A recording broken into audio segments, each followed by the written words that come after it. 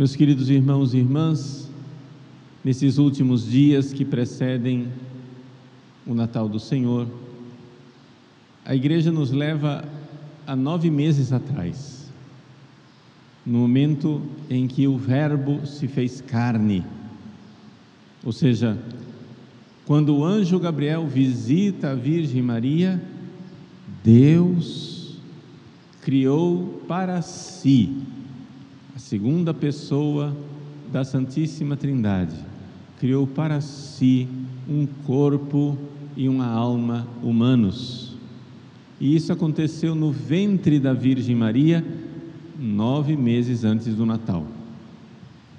O Natal é como se fosse somente uma epifania desse mistério, aquilo que em segredo já tinha acontecido no ventre de Nossa Senhora, ou seja, o Verbo já estava entre nós, a palavra já tinha se feito carne, Jesus já habitava entre nós, mas habitava em segredo no ventre da Virgem Maria. Aquilo que aconteceu em segredo na Virgem Maria é manifestado para todo o povo, para usar a expressão do anjo na noite de Natal, para todo o povo, uma alegria para todo o povo. Ou seja, aqui, 9 meses antes, essa alegria é uma alegria para a Virgem Santíssima. Alegra-te, Maria, Ave Maria, Haire Maria. Essa alegria que aconteceu para a Virgem na noite de Natal acontece para todo o povo. Gostaria de chamar a atenção de um ponto pequeno, já que esse evangelho daria para fazer um retiro inteiro em cima dele, mas vamos fazer só um pequeno ponto para aplicar para a nossa vida. Quando o anjo saúda a Virgem Santíssima, chamando-a de cheia de graça, gratia plena, que charitomene, quando o anjo faz isso, a Virgem Santíssima fica admirada, não é? Maria ficou perturbada com essas palavras e começou a pensar qual seria o significado da saudação, ou seja, de onde viria para ela, estranhamente, o fato de um anjo enxergar nela a plenitude da graça. Vejam, eis aqui um dos grandes mistérios da Virgem Santíssima. Deus escondeu da própria Virgem Maria quem ela era. Deus escondeu da Mãe Santíssima que ela era especialíssima e tinha recebido, desde o momento da sua Imaculada Conceição no ventre de Santana, a plenitude da graça, a graça abundante, maior do que a graça de todos os santos e todos os anjos juntos.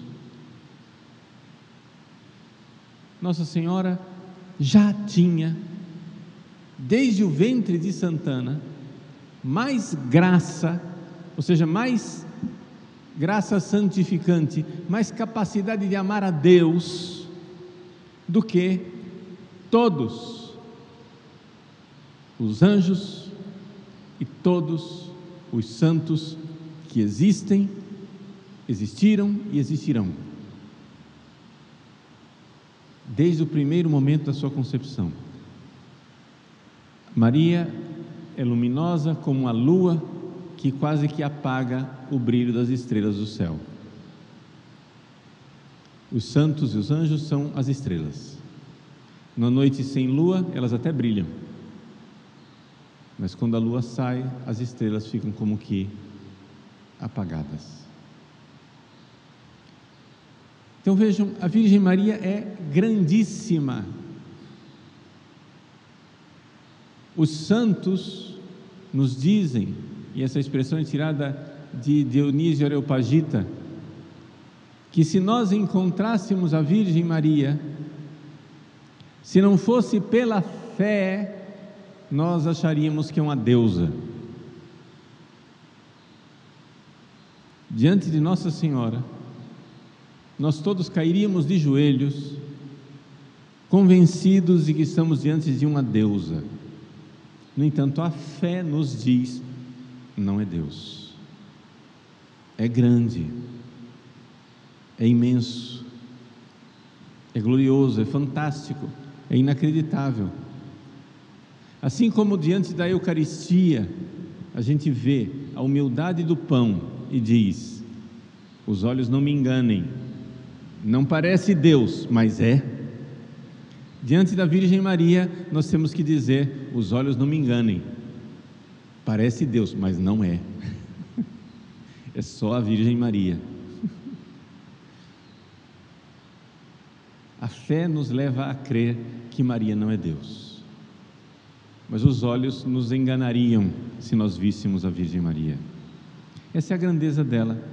Pois bem, o anjo Gabriel chega até a Virgem Santíssima, e ele, que estava acostumado a contemplar Deus face a face e ver todo o amor dos serafins, dos querubins, dos tronos, das dominações, das potestades, ele que estava acostumado a ver o amor exuberante nos anjos, olha para o amor no coração daquela pequena menina de Nazaré e fica atônito, espantado, como diz a Sagrada Escritura: quis est ista?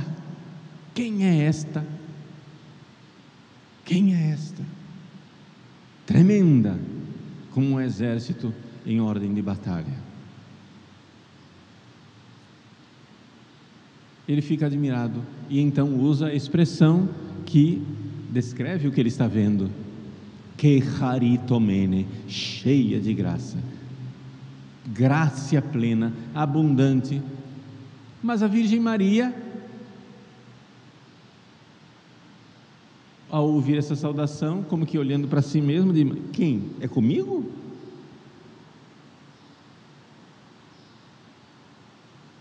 Graça plena, eu? Como assim? E ela fica perturbada, porque Deus escondeu o abismo de amor e de graça que era a Virgem Maria, e escondeu dela mesma para que ela continuasse humilde. E é esta humildade, para usar a expressão de São João Eudes, é esta humildade que atrai a Deus. Deus, vendo aquele abismo de humildade, se lança sobre ele e se encarna. Respexit humilitatem ancillae suae. Ele olhou para a humildade de sua serva.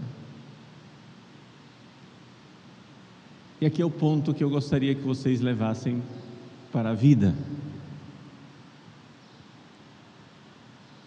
Uma das coisas que mais atrai a Deus, mas vamos usar a palavra sedutoras para Deus, é a humildade.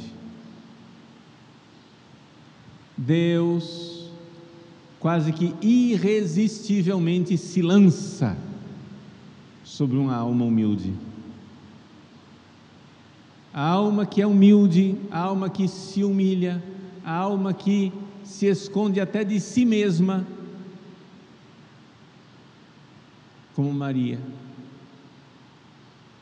atrai a Deus quase que irresistivelmente.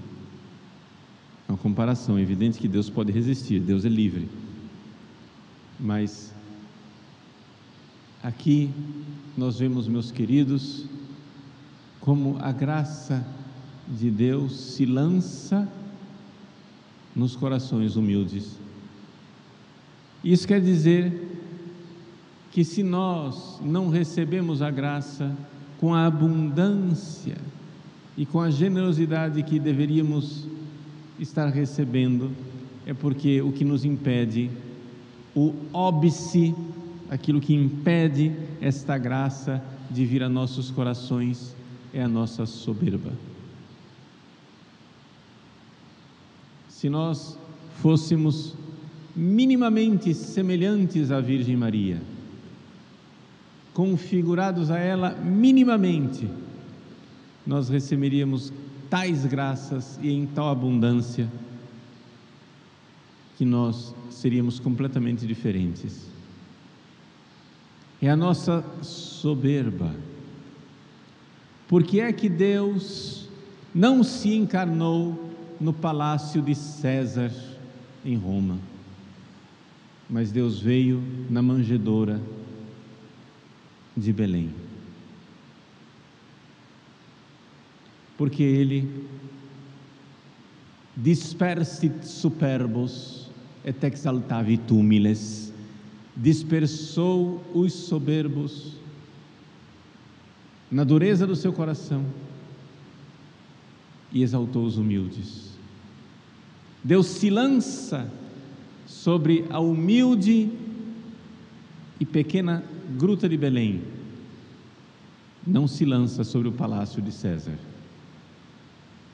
Deus se derrama nos corações humildes, não se derrama nos corações soberbos.